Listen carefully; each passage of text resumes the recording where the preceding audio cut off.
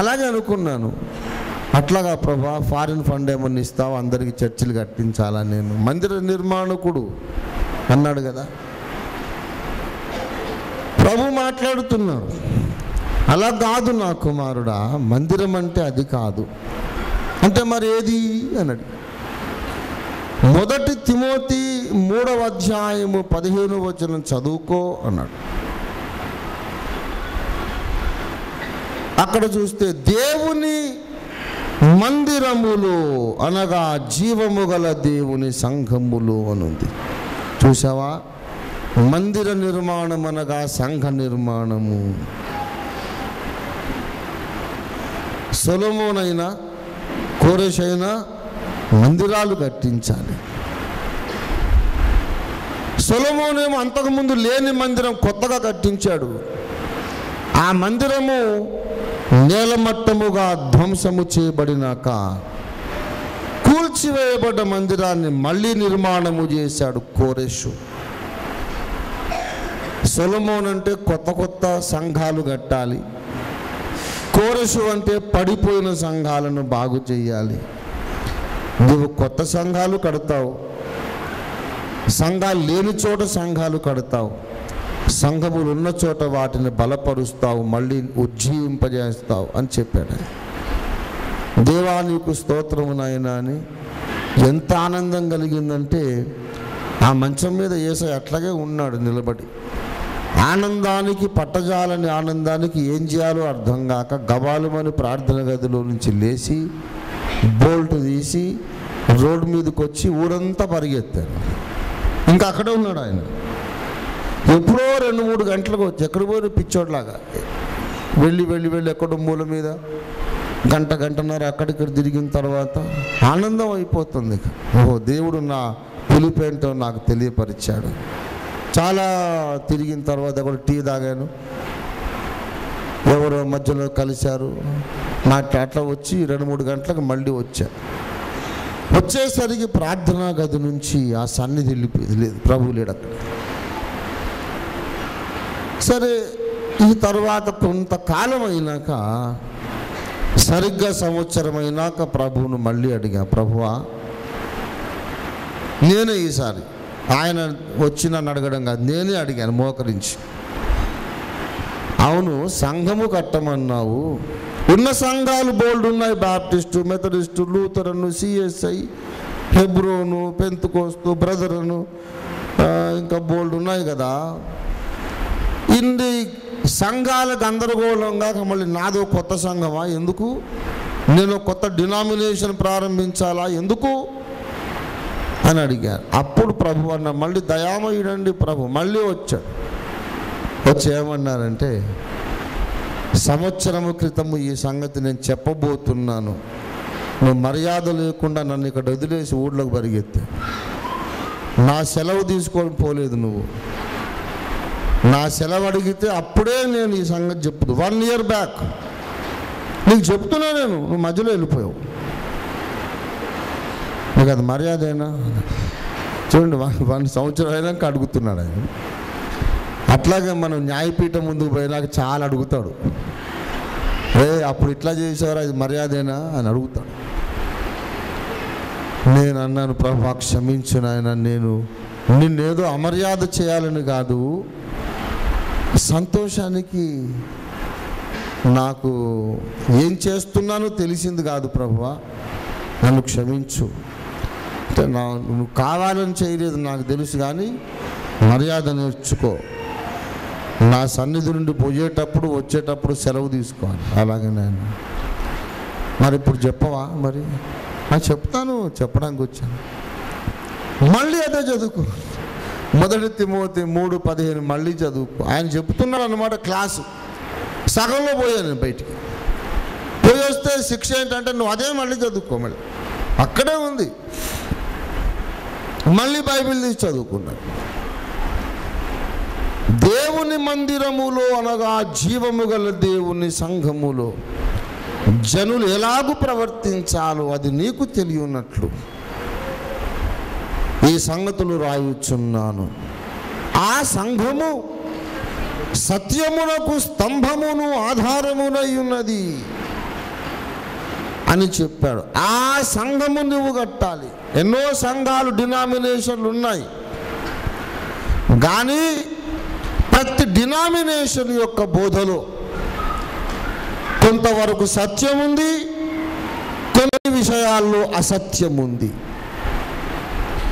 చాలా వరకు సత్యమే చెబుతారు, ఒక దగ్గరకు వస్తే అసత్యం చెబుతారు.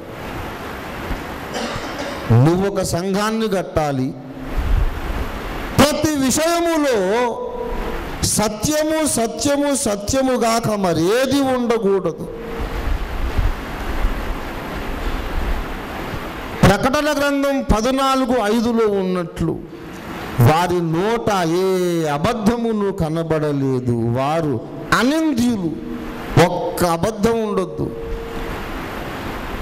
ప్రతి విషయములో కొంతమందికి మారు మనస్సు బోధ తెలీదు, కొంతమందికి బాప్తిస్మము తెలియదు, కొంతమందికి పరిశుద్ధాత్మను గురించి తెలియదు, కొంతమందికి రెండవ రాకడ గురించి తెలియదు. రకరకాల అసత్య బోధలు వ్యాప్తి చేస్తున్నారు. అన్ని సత్యమే, ఒకటి అసత్యం, లేక 2-3 అబద్ధాలు. కానీ నీవు కట్టే సంఘంలో సత్యము సత్యము సత్యము తప్ప మరి ఏమీ ఉండకూడదు. నీ ప్రజల నోళ్లలో, నీ విశ్వాసుల నోళ్లలో, నీ సహదాసుల నోళ్లలో అబద్ధం తప్ప సత్యము తప్ప ఏది ఉండకూడదు. నీ ప్రజల నోళ్లలో అబద్ధం వెదికినా కనబడదు. కాగడ వేసి నోరంతా గాలిస్తే ఏ అబద్ధమును కనబడలేదు అనే సంఘం కట్టాలి. There was no lie found in their mouth. అట్లాంటి సంఘం కట్టన్నారు. మరి సత్యం అనగా ఏంటి ప్రభు అని అడిగి, దేవుడు నేర్పడమే ప్రియులారా, బైబిల్ కాలేజీకి వెళ్ళి నేర్చుకోలేదు. సత్యమునకు స్తంభము ఆధారమైన సంఘము కట్టాలి. కనుక అక్కడ నుండి దేవుడు మెల్లిమెల్లిగా మాట్లాడుతూ అప్పుడే నాకు ఒక తలంపు వచ్చింది. ఏంటంటే, నిజంగా దేవుని సన్నిధిలో చెబుతున్నాను, నకరికల్లో ఉన్నాను, ఓఫీర్ మినిస్ట్రీస్ అని రిజిస్టర్ చేయించాలని అప్పుడే తలంపు వచ్చింది. నాకు ఉన్నటువంటి ఒక బలహీనత ఏంటంటే అతి మంచితనం, ఎక్స్ట్రా మంచితనం. మొదటి నుంచి నాతో తప్పులన్నీ అందుకే జరుగుతున్నాయి. దేవుడు ఏదన్నా చెప్పినా సరే అట్లా చేస్తే బాగుండదేమో కదా ప్రభు అని ఉల్టా చెప్పటం, ఆ మూఢత్వం ఉంది నాకు మొదటి నుంచి కూడా. దేవుడు చెప్పినాక మరి ఏమనుకుంటారో, ప్రజలు ఏమనుకుంటారో తండ్రి అన్నాడు. దేవుడు ఓపిగ్గా నన్ను లాక్కొస్తున్నాడు. అలాగా ఓఫీర్ మినిస్ట్రీస్ అని పెట్టాలని తలంపు వస్తే దేవునితో నేను అడిగా, ప్రార్థన చేశా, ప్రభువా తన్ను తాను తగ్గించుకొని వాడు హెచ్చింపబడును అన్నావు కదా, మరి నన్ను నేను చూపించుకోవడానికి మినిస్ట్రీ పెట్టానని అందరు అనుకుంటారు. క్రీస్తును చూపించాలి కానీ నా పేరు నేను చెప్పుకోవడం ఏంటి? నేను గొప్ప అని చెప్పుకుంటున్నానని నా మీదకి అపనింద వస్తుంది. కనుక ఈ ఓఫీర్ మినిస్ట్రీస్ అనేది వద్దు, ఇంకేమన్నా పేరు ఏదన్నా పెడదాం. అప్పుడు దేవుడు అన్నాడు, సరే నీవు ఇక్కడి నుంచి ముందు బయలుదేరు, నేను నీకు నేర్పాలనుకున్నటువంటి దర్శనము, నేర్పించాలనుకున్నటువంటి కార్యక్రమము, ప్రణాళిక, సత్యము ఇక్కడ ట్రైనింగ్ అయిపోయింది. 84వ సంవత్సరం హైదరాబాద్కి వెళ్ళమన్నాడు. హైదరాబాద్కు వస్తే కుకట్పల్లి హౌసింగ్ బోర్డు కాలనీలో అక్కడ ఎవ్వరు అప్పుడు జనాలు లేరు. కుకట్పల్లి హౌసింగ్ బోర్డు కాలనీలో 354 LIG ఆ ఇంట్లో అద్దెకు తీసుకొని ఉన్నాను. నేను ఇంకా 3 సోదరులు ప్రార్థన చేసుకొని రొట్టె విరుచుకున్నాం. మొదటి ఆదివారం నలుగురు, నేను ఒకటి, ఇంకా 3 విశ్వాసులు. ఆ రోజు ఎంత పరమానందం అయిపోయిందో చెప్పలేను. సరే, 2 లేక 3 ఎక్కడ ఉంటే వారి మధ్యలో ఉంటానన్నాడు కదా. 2, 3 కాదు, 4 ఉన్నాం. చాలా సంతోషం. అక్కడ మోకరించి ప్రార్థన చేస్తే దేవుడు మళ్ళీ మోకరించమన్నాడు. నువ్వు నా సన్నిధిలో గడుపు, నేను నీతో మాట్లాడాలి. దేవుడు ఆ రోజు నాతో మాట్లాడింది ఏంటంటే, కర్మెలు ప్రార్థనా మందిరం అనేది సంఘానికి నువ్వు బోర్డు పెట్టొద్దు, నువ్వు 1 కొరింథీ 13వ అధ్యాయము చదువు అని ప్రభు మాట్లాడాడు. ఆ 13వ అధ్యాయం చదువుతుంటే దేవుడు విశేషంగా నాతో ఆయన మాట్లాడిన విధానం ఆశ్చర్యకరమైనది. ప్రియులారా, 1 కొరింథీ 13వ అధ్యాయము 5వ వచనం చదువుతుండగా, ప్రేమ త్వరగా కోపపడదు, ప్రేమ త్వరగా కోపపడదు అని చదవగానే పరిశుద్ధాత్మ మాట్లాడుతున్నాడు. ఆయనేనండి, కుమారుడు మాట్లాడడం, పరిశుద్ధాత్మ మాట్లాడడం స్వరం వేరుగా ఉంటుంది. You can make the difference if you know God intimately. పరిశుద్ధాత్మ దేవుడు మాట్లాడి త్వరగా కోపపడదు అంటే ఆలస్యముగానైనా కోపపడుతుంది కదా. ప్రేమ, ఆయన అంటున్నాడు జవాబు, ఆయన ప్రశ్నలు ఏమనెత్తుతున్నాడు.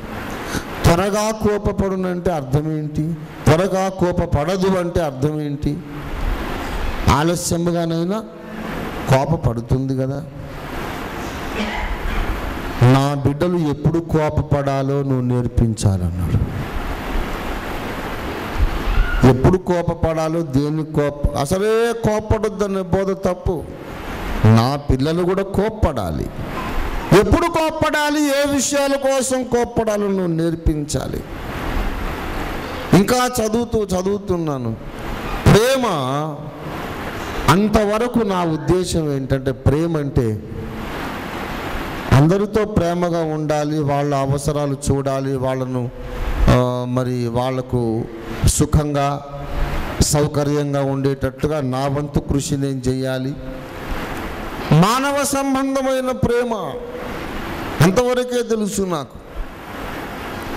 దేవుడు ఈ 13వ అధ్యాయంలోకి వచ్చిన తర్వాత 6వ వచనంలో, ప్రేమ దుర్నీతి విషయములో సంతోషపడక సత్యమునందు సంతోషించును. గిర్రుమని నా కళ్ళ ముందు మళ్ళీ సినిమా రీల్లాగా తిరిగింది నకరికల్లో దేవుడిచ్చిన దర్శనం. ఆ సంఘము సత్యమునకు స్తంభమును ఆధారము. 6వ వచనం చదవగానే కరెంటు షాక్ కొట్టినట్టయింది. సత్యమునకు స్తంభమైన సంఘము కట్టు అన్న దర్శనం. ప్రేమ సత్యమునందు మాత్రమే సంతోషించును. ఆ రెండు కోయిన్సైడ్ అయినాయి. వాక్య ప్రత్యక్షం అంటే అదే. నేను ఊహించుకున్నది కాదు. సత్యమునకు స్తంభమైన సంఘం కట్టు, ప్రేమ సత్యమునందు మాత్రమే సంతోషించును. సత్యమునకు విరోధముగా ఎవరన్నా బోధించినా, నడచినా, ప్రవర్తించినా ప్రేమకు కోపం రావాలి. ఆ కోపము లేనందుకే ఇన్ని డినామినేషన్లు తయారైనవి. అసత్యాన్ని చూసినప్పుడు నా ప్రజలు కోపపడనందుకే ఇంత గందరగోళం తయారైంది. ఈ గందరగోళం అనేది నశించాలంటే దుర్నీతిని చూసి కోపపడే సంఘం ఒకదాన్ని కట్టమన్నాడు ఆయన. ఎన్నో పరిచర్యలు ఉన్నాయి, కృపావరములు ఉన్నాయి, స్వస్థతలు, అద్భుతాలు, సూచక క్రియలు ఎన్నో చేస్తున్నారు. కానీ దేవుడు ఆ రోజు నాతో మాట్లాడాడు. ఎన్నో చేస్తున్నారు కానీ మనుషుల భాషలతో, దేవదూతల భాషలతో మాట్లాడినను నేను వ్యర్థుడను, ప్రేమ లేని వాడనైతే వ్యర్థుడను. ప్రవచించు కృపావరములు కలిగి జ్ఞానమంతయు మర్మములను ఎరిగినను ప్రేమ లేకపోతే నేను వ్యర్థుడను. కొండలు పెకలించగలిగిన పరిపూర్ణ విశ్వాసము కలిగి ఉన్నను, ప్రేమ లేకపోతే నేను వ్యర్థుడను. దేవుడు అన్నాడు, అద్భుతాలు చేసిన, దయ్యాలు వెళ్ళగొట్టిన, చచ్చిన వారిని లేపిన, కొండలు పెకలించిన, ప్రవచించిన, అన్య భాషలు మాట్లాడిన, నీవే భాషలు మాట్లాడినా, సత్యము కొరకు రోషము అనే లక్షణం ఒక్కటి లేకపోతే, అసత్యాన్ని చూసి భగ్గున మండిపడే కోపం నీకు లేకపోతే నీవు వ్యర్థుడవు అయిపోతావు. అందరు అలాగే వ్యర్థులైపోతున్నారు. ఎన్నో కృపావరములు ఉన్నవి కానీ ప్రేమ లేదు. ఏ ప్రేమ లేదు? 1 కొరింథీ 13లోని ప్రేమ లేదు. ఎవరైనా అబద్ధ బోధ చేశారనుకోండి, వాళ్ళు ఏమంటారంటే, పోనీలండి బ్రదర్, ఒకరిని విమర్శించడానికి మనం సరిపోం కదా. దేవుడు వాళ్ళతో అలా మాట్లాడుంటాడు, మనతో ఇలా మాట్లాడుంటాడు. దేవుడు రకరకాలుగా మాట్లాడుతుంటాడండి. దేవుని వాక్యం 2 అంచులు గల ఖడ్గం అంట. మళ్ళీ అది దేవుడు రకరకాలుగా మాట్లాడతాడండి. ఈ లాలూచి మనస్తత్వం, రాజీ మనస్తత్వం, కాంప్రమైజింగ్ స్పిరిట్ ఉన్నందుచేత అబద్ధాలు బ్రతికిపోతున్నాయి. ఎన్ని వరములున్నా, ఎంత జ్ఞానమున్నా, ఎన్ని శక్తి సామర్థ్యములున్నా, సత్యమునందు సంతోషించి దుర్నీతిని చూడగానే కోపపడే ప్రేమ లేకపోతే వాడు వ్యర్థుడు. అక్కడ దేవుడు నాతో మాట్లాడింది ఏంటంటే, ప్రేమ అంటే మీ మానవ ప్రేమ కాదు, భార్య భర్త వాళ్ళ ప్రేమ, తల్లి కొడుకు, మరి తల్లి పిల్లల మధ్య ప్రేమ, అన్నదమ్ముల మధ్య ప్రేమ, ఈ ప్రేమ కాదు. ఇది ప్రేమ అని 1 కొరింథీ 13లో ఉన్నది దేవుని వ్యక్తిత్వమంతటికి పెట్టబడిన ఒక క్లుప్తమైన నామధేయము. ప్రేమ దేవునిలోని సకల సుగుణములన్నిటినీ మూటగట్టి దానికి ఒక పేరు పెట్టారు, ప్రేమ అని. దేవుడు ప్రేమ అయి ఉన్నాడు. ఇది దేవుని వ్యక్తిత్వం అండి. ఆయనలో ప్రేమ ఉన్నది. స్వప్రయోజనమును విచారించుకోలేదు కదా. ఆయన దేవునితో సమానముగా ఉండుట విడిచిపెట్టకూడని భాగ్యమని ఎంచుకోలేదు. ఆకారమందు మనుషుడుగా కనపడి ఆయన మన కొరకు తన్ను తాను రిక్తునిగా చేసుకొనెను. ప్రేమ మత్సరపడదు, డంబముగా ప్రవర్తించదు. కొంతమంది సేవకులు చాలా ఒక డిస్టెన్స్ మెయింటైన్ చేసి కొంచెం గంభీరంగా మాట్లాడాలని, ఎవరితో పడితే వాళ్ళతో సెకండ్ ఇవ్వరు. ఎవరైనా దగ్గరకు వచ్చి వందనాయ్య గారు అంటే ఎవరితో పడితే వాళ్ళతో సెకండ్ ఇస్తామేంటి? మనం చెయ్యి ఇచ్చినా సరే ఇయ్యడు. ఇచ్చిన వాళ్ళు మనం లాక్కోవాలి మళ్ళీ. ఏమండి, యేసయ్య అలా కాదు, చాలా సింపుల్. చిన్నపిల్లలు కనపడగా ఆయన దగ్గర తీసి ముద్దు పెట్టుకున్నాడు. పిల్లల్ని రానివ్వకపోతే కోప్పడ్డాడు. రానివ్వండి, ఎందుకు రానివ్వట్లేదు? న్యూసెన్స్ కదా. న్యూసెన్స్ ఏమిటి? పిల్లలు ఎంత చక్కగా వాళ్ళని చూస్తేనే ఎంత సంతోషం, కడుపు నిండిపోతుంది. రాని పిల్లల్ని రాని.